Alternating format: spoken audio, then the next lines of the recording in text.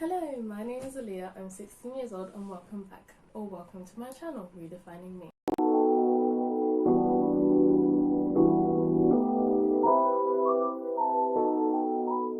So, if you watched my first YouTube video, you would know why I've started this channel, and if you follow my Instagram, which you should definitely check out, you would, but I'm just gonna reintroduce myself a bit.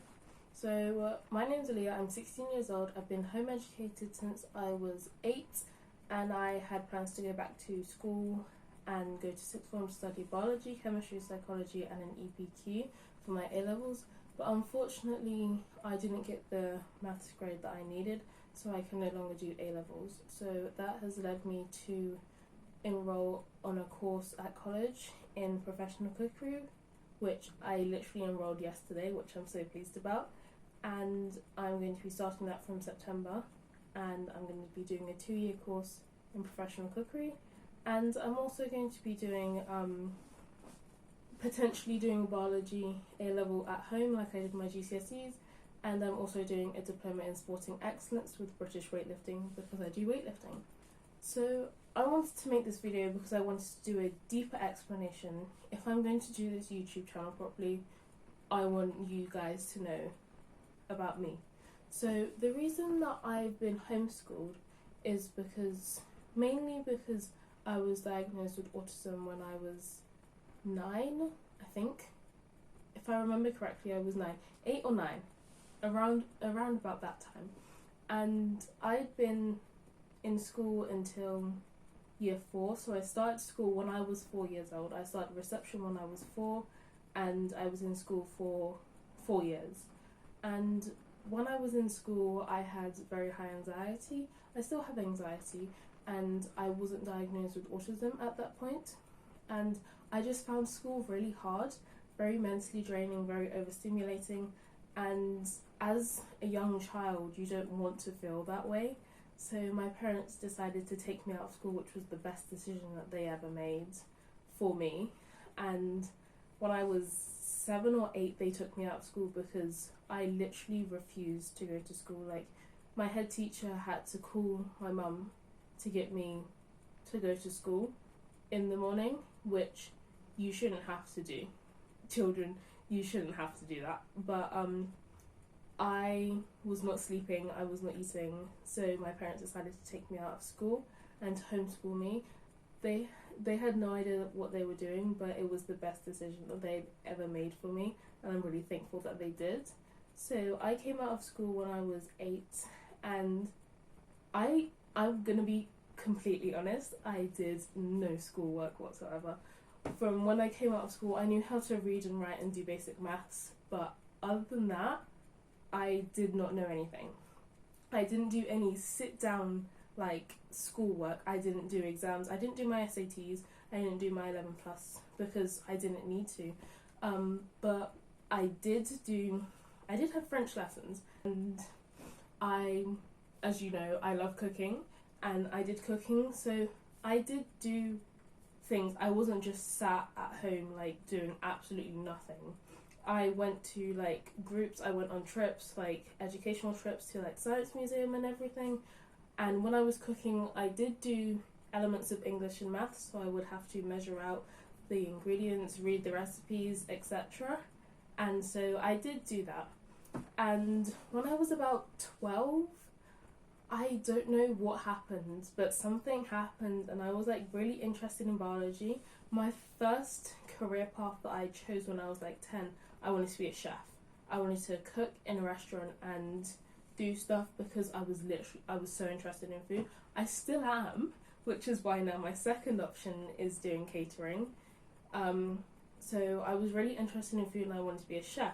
But when I turned 12, I decided that I wanted to do biology, and one of my friends was doing biology GCSE, and so we both did biology GCSE together. Yeah, I started doing biology GCSE when I was 12, and I took the exam when I just turned 13.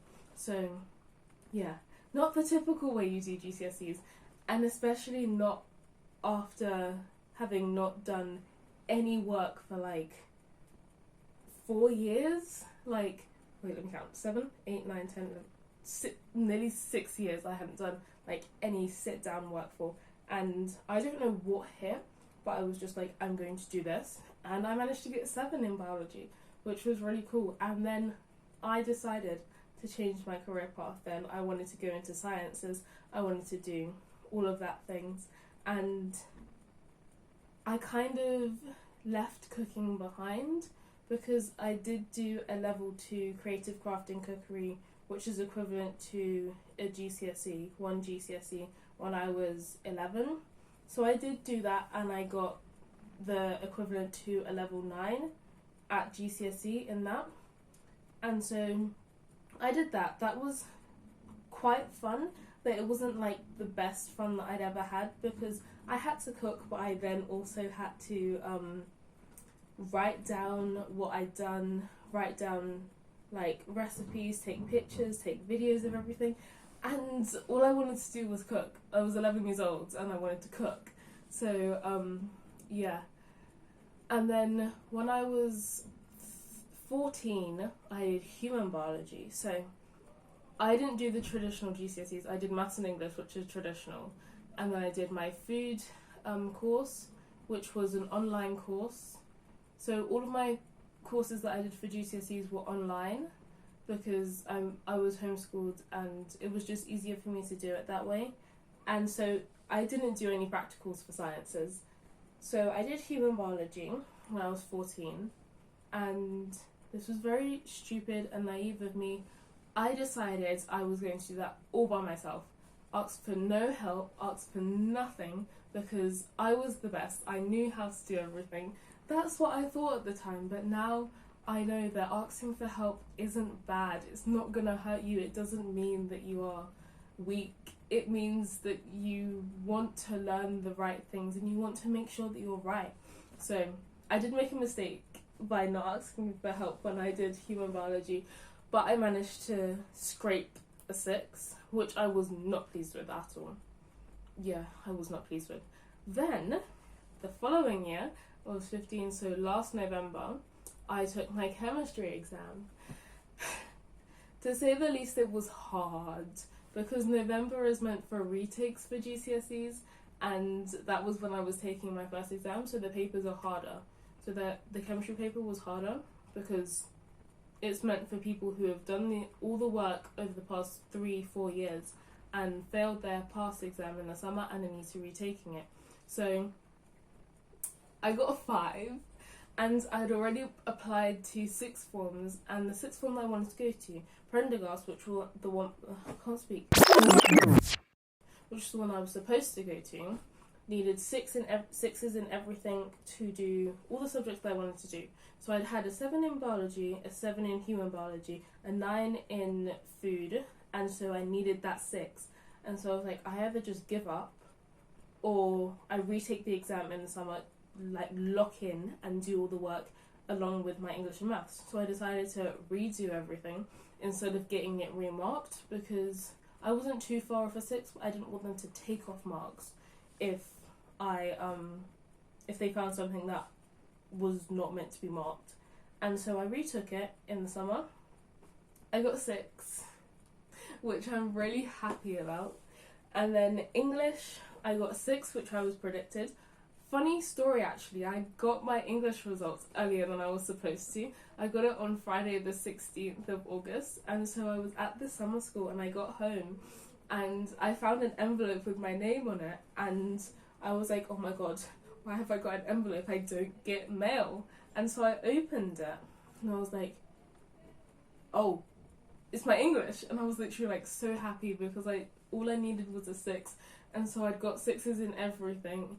And then I came to open my maths, and that's where it all went downhill, because I got a 4. I passed maths, and that's what I wanted to talk about, the maths part. So all of my other friends, like everyone, if you've done your GCSEs and you've been to school, you've been learning content for like 3-4 years, since the beginning of secondary school, you've been starting to learn content. And I'll go back to what I said, that I did not do any work until I was like 12, and even then I only did the work I needed for that subject.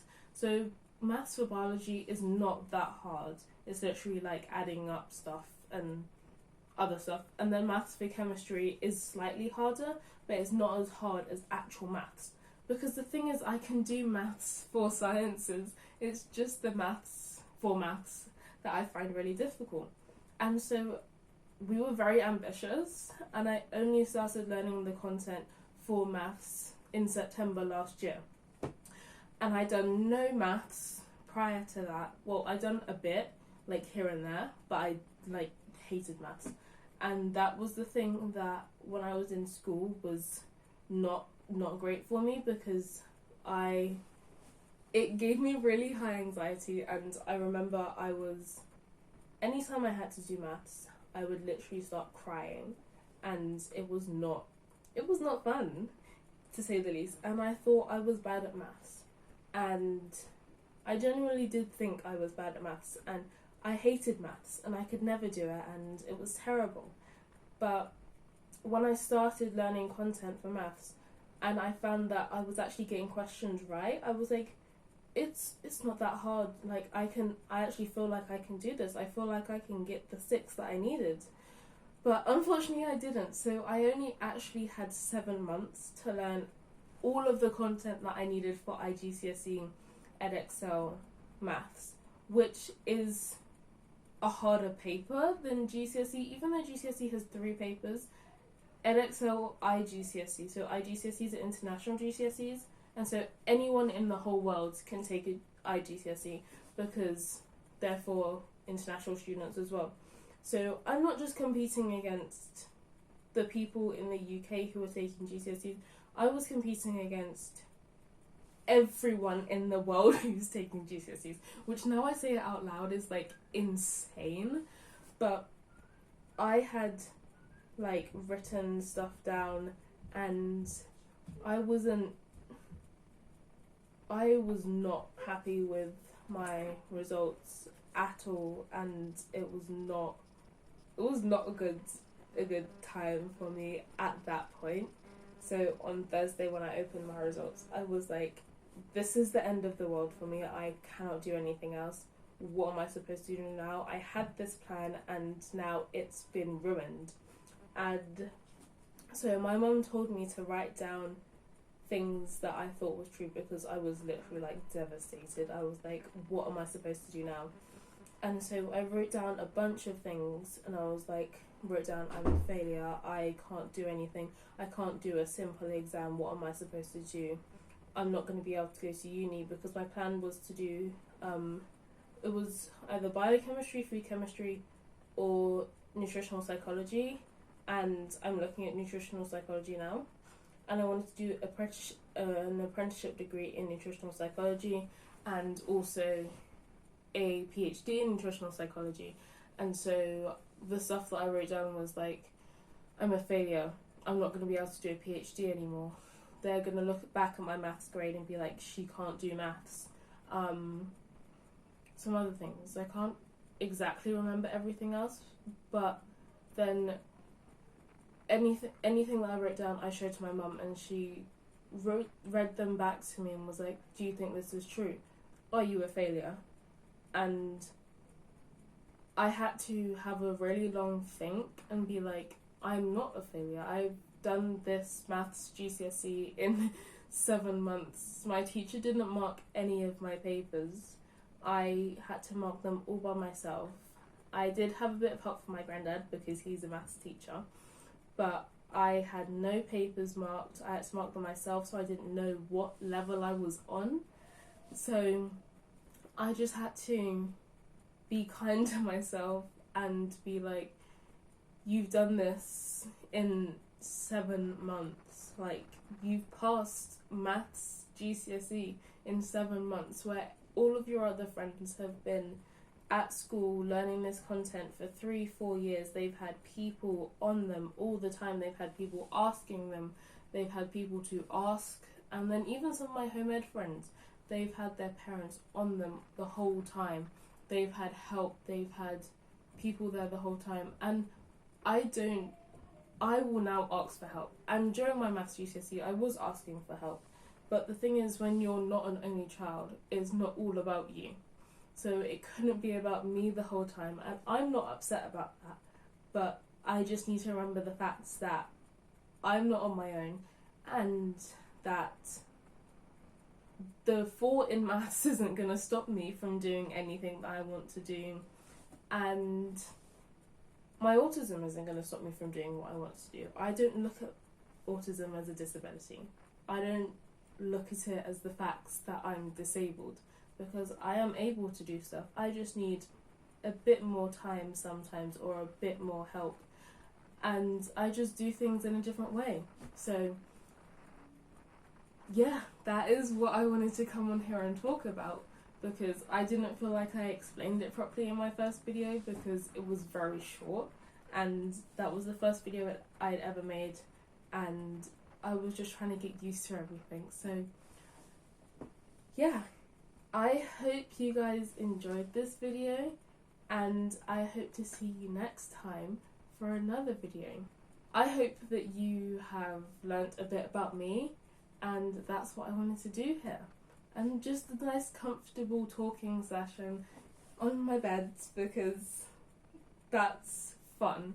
And yeah, I'll see you guys next time.